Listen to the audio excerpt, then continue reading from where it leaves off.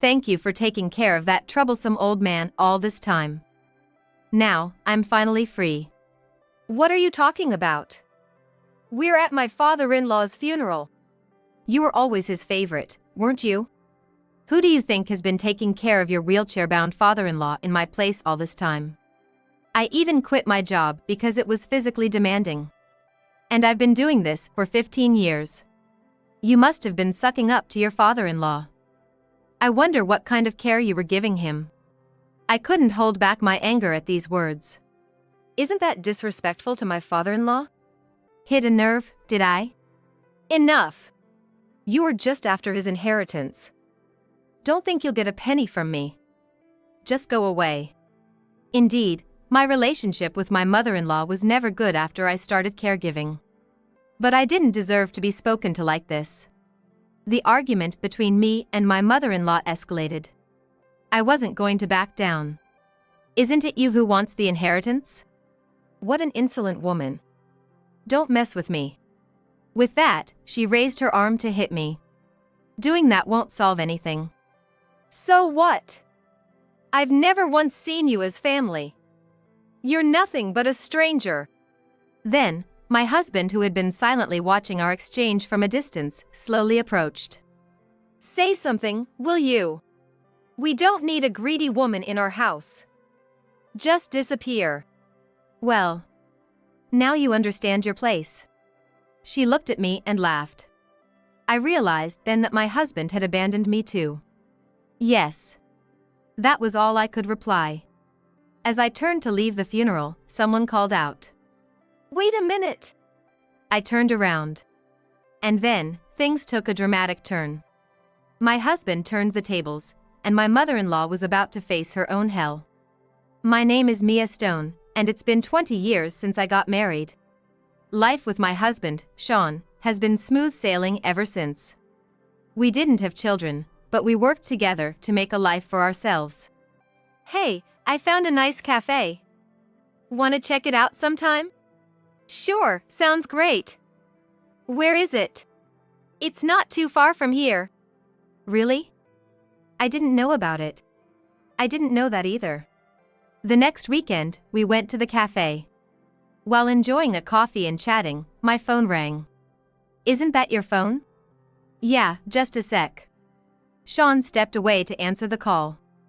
I thought it was a work call and waited while sipping my coffee, but even after 15 minutes, he hadn't returned. As I was worrying about what was wrong, my husband came over to me from the other side with a pale face. I asked him, "What's wrong?" "It's my dad, he's been in an accident." What? He got hit by a car. That's terrible. We should go right away. Yeah. Supporting my stunned husband, we left the cafe.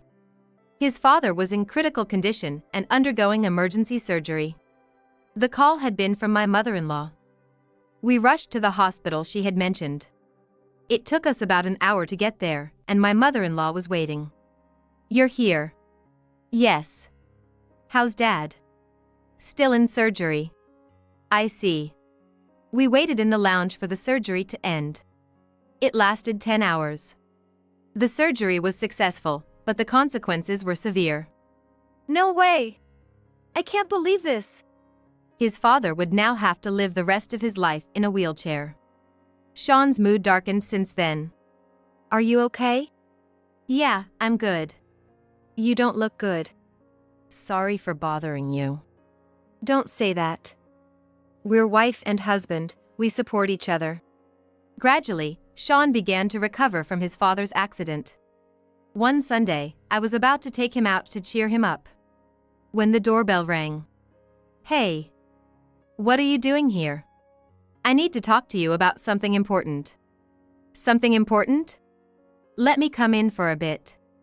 But we sat down in the living room, and she began. "What did you want to talk about?" "It's about your father-in-law. I need help with his care." "Care?" "Yes. I don't have the strength to support him by myself." "All right, we'll move in with you to help out." "What?" I was surprised by my husband's immediate decision. It wasn't that I was against living together, but the suddenness of it all left me unable to gather my thoughts. Then, I'll be counting on you. Yeah. I'll get in touch with the details later. Then she left. I immediately asked my husband about the conversation. What was that all about? About Dad's care? Yes. It would be tough for Mom alone. I get that, but still. Please! He pleads with me to do so. I can't easily refuse.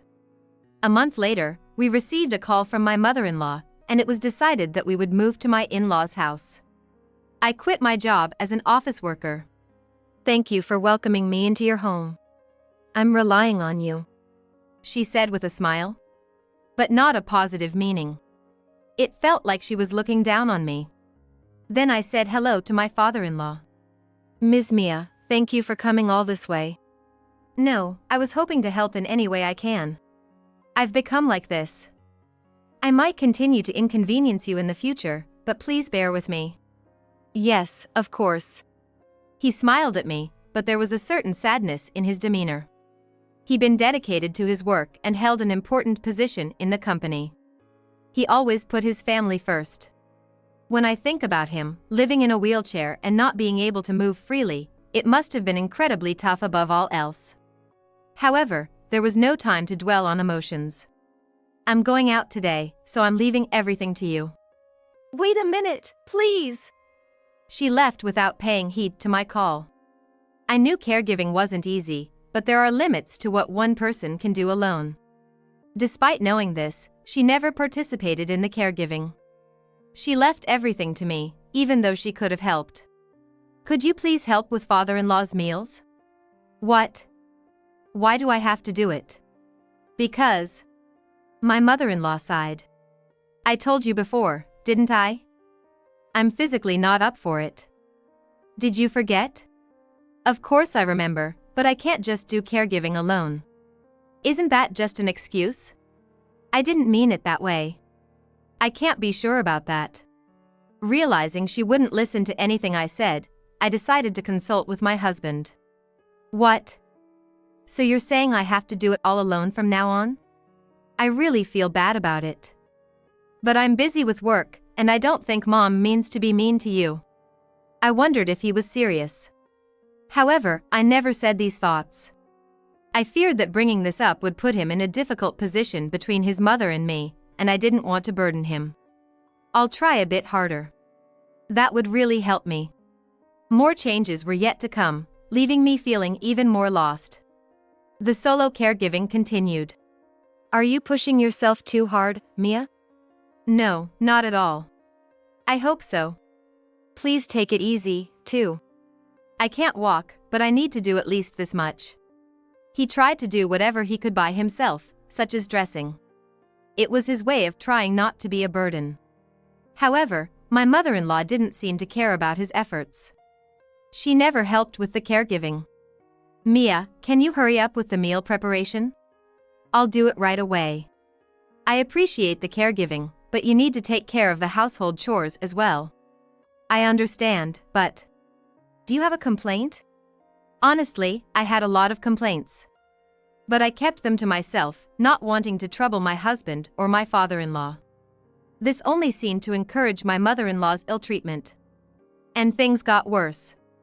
It was 6 years after I had started caring for my father-in-law. I'll be assigned to a solo mission starting next month. What, a solo mission? She was in the living room too, and at that moment, she looked at me and smirked. I'm sorry, it was decided suddenly. How long will it be? Maybe 1 or 2 years. So, does that mean you won't know when you'll be coming back?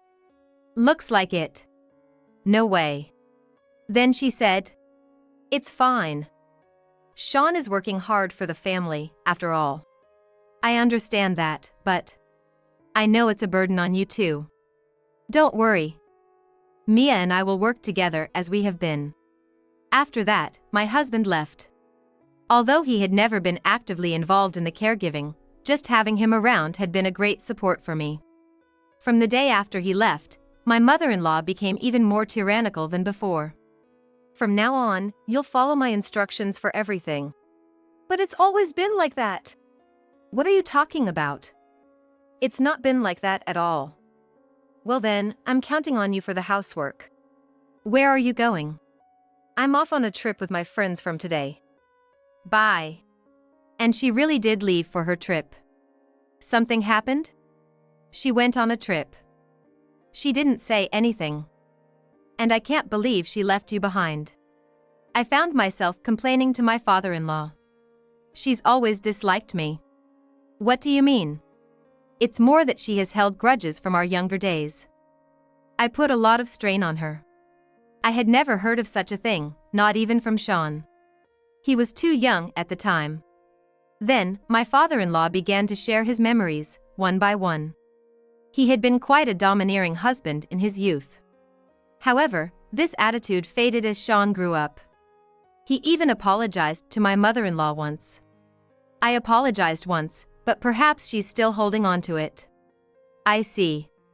Our conversation deepened my relationship with my father-in-law, who had always been kind before I married into the family. I devoted myself to supporting him as best as I could. My mother-in-law returned 3 days later. I'm back. Welcome home. It was so much fun.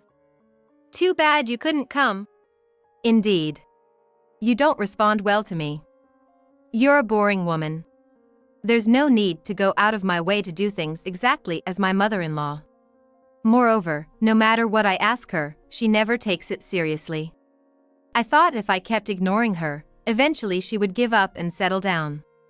But, it turns out, Susan isn't the kind of person to give up that easily. Where are you heading off to?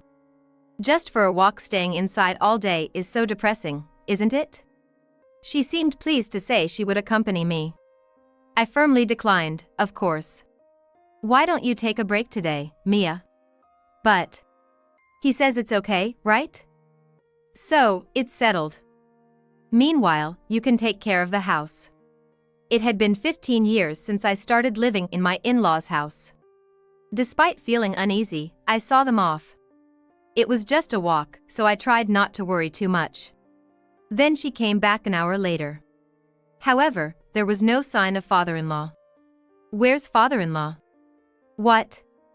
Oh, I forgot him. What? Where did I leave him?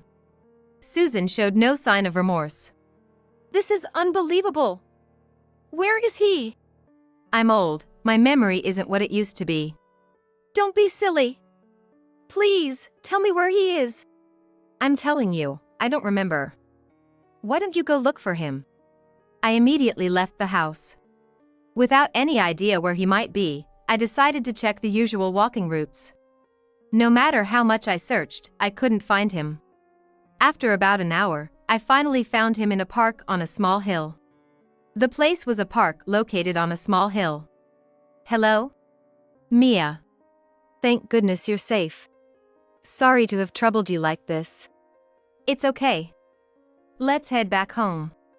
The place where father-in-law was found overlooked the town, but it was up a long slope. It was difficult for him to return alone with his weakened physical condition. Why did this have to happen? She hated me so much. From now on, I'll come with you. When my father-in-law and I got home, she was relaxing on the sofa. Oh. You found him. That's not the way to put it, is it? You did it on purpose, didn't you? Oh, stop. There's no proof of that. Leaving him in such a place, what else could it be but intentional? She just sat there, smirking confidently. Well, everything will become clear tomorrow. What are you talking about? The next morning, as I went out to take out the trash, the neighbors were whispering and looking at me. I became curious if something had happened to them and tried to ask, but they hastily left, avoiding the conversation. Wondering if I had done something wrong, I threw out the trash and was about to go back inside. Good morning. Mrs. Johnson, who lives 2 houses down from our in-laws, greeted me. I had become quite friendly with Mrs. Johnson ever since we moved here. Actually, I was shocked by what she told me. It turns out that Susan had been blaming me for everything that happened yesterday and had been spreading rumors about it in the neighborhood. She even did that. She even told me what a terrible daughter-in-law you are, but I know you, Mia, and it doesn't seem like you at all. I'm glad to hear you say that. I was only angry at my mother-in-law for even doing this. Being falsely accused and having lies spread about me to people who have nothing to do with it was unbelievable. That night, I called my husband. How's life over there? It's going all right. Why, what's up? It's about your mother. I explained everything, including Susan's recent outrageous actions. I see. His reaction was subdued. Almost as if he didn't care. I lost my temper at his reaction. What? Is that all you have to say? You don't care? Of course I care. Then what do you mean? After a brief silence, he said. Just give me a little time, okay? I do care, really. So I can count on you? Yes. I hung up, feeling uncertain whether to trust him. He asked for time, but nothing was concrete. Following that, I was increasingly seen by the neighbors as the worst daughter-in-law, mistreating my father-in-law. The bullying from Susan continued, and I was reaching my breaking point both mentally and physically. I've managed to get things sorted to come back next month. Really? Yeah. So, hang in there. Okay. It was a ray of hope for me, who was feeling completely worn down. I'll be waiting then. With my husband's return, I hoped to put an end to her tyranny. I even thought of it as a form of revenge for all she had done. But little did I know, a further tragedy was about to befall me. I had no doubts that with my husband's return, I would finally be freed from this hellish situation. Welcome back. I've caused you a lot of trouble. From now on, we're in this together. Despite my anxieties about him, his words dispelled all my fears. Then he began to spend a lot of time talking with my father-in-law. But never shared the details, saying it was a secret. 2 months after my husband returned, I found myself in a new situation. Are you okay? While I was taking care of his meals, he would vomit. He was unable to eat and was getting weaker day by day. Even then, my mother-in-law, Susan, didn't show any concern for him. Is the food too bland again? I made it mild so that he could eat it easily. What? Why do I have to eat the same food as him? Go make something else. That's too much, Mom. It's not too much. After all, we'll be saying goodbye to him soon anyway. Her words implied she wished for his quick passing. This prompted a strong response from my husband. That's an unacceptable thing to say. No matter what you say, the fact is the fact. My father-in-law's condition never improved and he eventually had to be hospitalized. It was quite serious. Physically, he must have been suffering a lot. What should we do now? Let's do what we can. Right now, the best thing we can do is to visit him as much as possible. Right. That's a good idea. My husband and I would visit the hospital whenever we could. On the other hand, she never once visited him in the hospital. I repeatedly urged her to go, but she wouldn't listen. I was further surprised by my husband's reaction. Why not? Just let it be. Don't say anything more to Mom. Why? Doesn't Dad deserve better? Just do as I say. I was puzzled by his sudden assertiveness. Every time I tried to say something to her, he would intervene and stop me. Seeing that, she began to mock me even more. It's a shame. Looks like you don't have any allies anymore. How dare you? Well, it's the truth. I felt utterly alone. In the midst of this despair. One night, my husband received a call from the hospital. Dad. What happened? We rushed to the hospital. Only to be faced with a shocking reality. No way! Caring for father-in-law was undoubtedly challenging, but he was an important part of our lives. His death left a gaping hole in my heart. Seeing him cold on the hospital bed, I couldn't hold back my tears. Memories of our time together flashed through my mind. My husband also cried, regretting not being more filial. But she was already thinking ahead. Well, we should keep the funeral simple, right? Hearing this, my anger peaked. Don't you have any grief for your husband's death? He's already gone, no point in grieving. Funerals are expensive, you know. I couldn't believe Susan was worrying about money in such a situation. It seemed she had no heart. Then, sighing, she left the room. I wanted to confront her, but my husband held me back. Why are you stopping me? Now's not the time for that. His words calmed me down, and I cherished the last moments with father-in-law. Then, the busyness of funeral preparations and contacting relatives began. I had no time to worry about her. She left all the preparations to us and went out to enjoy herself. On the day of the funeral, after everything was over and we were about to return home, she said something unbelievable. "Thank you for taking care of that troublesome old man all this time. Now, I'm finally free." How can you say that at your own husband's funeral? You were always his favorite, weren't you? Who does she think has been taking care of him in his wheelchair? She had quit her job because it was physically demanding. And I had been doing this for 15 years. You must have been sucking up to your father-in-law. I wonder what kind of care you were giving him. I couldn't hold back my anger at these words. Isn't that disrespectful to my father-in-law? Hit a nerve, did I? Enough! You were just after his inheritance. Don't think you'll get a penny from me. Just go away. What? Our relationship had never been good, but this was too much. But I didn't deserve to be spoken to like this. The argument between my mother-in-law, Susan, and me continued to escalate. I refused to back down. So, you're the one after the inheritance? How dare you? Don't be ridiculous. You're the one being ridiculous. Well, you've got some nerve. She raised her arm to hit me. That won't solve anything. So what? You've never been family to me, just a stranger. Then my husband, Sean, who had been watching from a distance, slowly approached. Sean, say something. Yes, tell her. What he said next was shocking. We don't need a greedy woman in our house. Just disappear. Well said.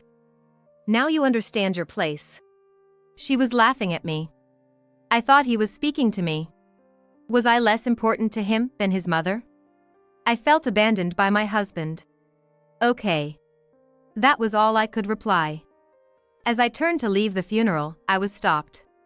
Wait a minute! I turned around. And then, a dramatic turn of events unfolded. My mother-in-law was about to face her downfall by Sean's hand. You seem to be misunderstanding something. The one who should disappear isn't Mia. What do you mean? What are you talking about? Sean sighed and explained. Why would I need to drive Mia out? She has sacrificed so much to take care of Dad until now. So, when you said disappear, you meant. It's obviously you, Mom. Why should I have to leave? Don't you understand? Think about what you've done. She fell silent. I was too confused to fully grasp the situation. So, you were holding me back because? I thought there was no need for that anymore. If you had told me. To deceive an enemy, first deceive your ally. Besides, Mia, you wear your emotions on your sleeve. I see. I was convinced by his words. Then my mother-in-law, who had been quiet, spoke up again. This woman was only kind to Dad because she was after his inheritance. That's why I. Isn't that what you were doing, Mom? What are you talking about? I heard from Dad. You were investigating his savings and other things. That's. So, Dad and I decided. Mom won't inherit anything. At this point, I remembered something.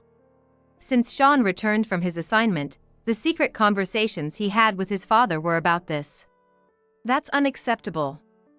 I have a right to the inheritance too. Unfortunately, that's not possible. Why not? He took an envelope from his pocket. It was my father-in-law's will. No way. This is his will. Dad anticipated this might happen. He began reading the will, which expressed gratitude towards me.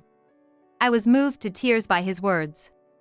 And at the end of the will, it was written as follows: "After my death, proceed with the disinheritance process." This meant that my mother-in-law would not be able to receive any inheritance. It's outrageous! Is it? There are conditions to this, and you've perfectly met them. What conditions? Don't you remember? You left Dad alone, pushed all the caregiving onto Mia, and even went on trips. That's no way. Regretting now is too late. My mother-in-law slumped down on the spot, clutching my husband's leg and pleading with him. I apologize for this time, please forgive me. How pathetic it seemed that she would stoop so low at this point. The domineering presence of my mother-in-law, Susan, was nowhere to be found. All I felt for her was pity. That's impossible. This is Dad's will, and I'm just following his wishes. Feeling she couldn't sway him, Susan then turned to me in desperation. Mia, please forgive me. I never really hated you. No matter how much she apologized, her words did not resonate with me. I'm sorry, but I can't help you. I will never forgive you for what you've done. Why can't you say anything else when I'm apologizing so much? I'm only stating the obvious. There's no obligation for me to help someone who won't acknowledge their wrongs. She bit her lip. She must have been so frustrated. As I said earlier, I will respect Dad's wishes and proceed with the legal process. You're abandoning your own mother? Don't make it sound so bad. You dug your own grave, didn't you? Is there even any evidence? Yes, there is. People saw how you left Dad alone, and the neighborhood knows about the lies you spread. If she had truly reflected on her actions, perhaps things could have been different. But all she did was for her own self-preservation. What should I do then? Tell me. It's too late for that now. Can't you understand? Of course I can't understand. Sean and I exchanged looks, amazed at her lack of self-awareness. I don't want to see your face anymore. Don't tarnish Dad's funeral any further. My husband said this out loud, and she left the funeral home shivering and running away. We didn't return to the in-laws' house, but went to my parents' house instead. Let's go ahead with the legal procedures. Yes. This will fulfill Dad's last wish. We initiated the legal process at the family court. Soon, the process was approved, and she lost her right to the inheritance, with no right to claim any reserved share. Then she showed up at my parents' house. Do you realize what you've done? That's your own doing. No point blaming us. Sean, are you really going to abandon your mother? A mother who abandoned her father has no place with us. You're despicable. You're the one being despicable, coming here.